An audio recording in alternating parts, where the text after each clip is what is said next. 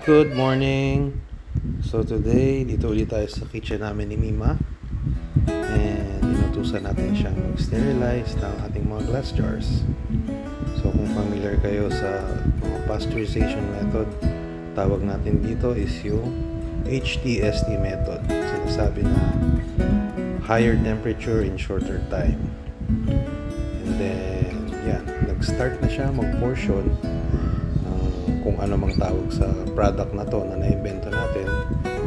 Yet we still need to decide what to call it later. Pero yan, meron tayong 30 glass jars na sana maubos niya. Yan. And by the way, ang key ingredient natin dito is yung ating mga tanim na white oyster mushrooms. Since this Christmas season, wala namang masyadong bumili. So, just decided to turn it into something. Itong product na to, okay siya gamitin sa pagluluto din. Or better yet, gamitin siyang condiment. Pero sa cooking, okay siyang pang gamit sa stir fry, kung ano mang gigisahin nyo. Hindi na kailangan gumamit ng kung ano-anong mga pampalasa. It's all here inside. And then yan.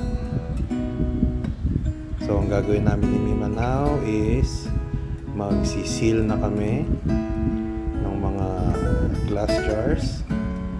And then yan, si Mima masaya siya kasi nakita niya yung pinaghirapan namin na mukhang okay yung outcome. So yan, masaya siya. As long na gusto mo yung ginagawa mo, dapat matuwa ka kahit pangit o di magandang resulta. At least ginawa mo. Try it at home. Thank you very much.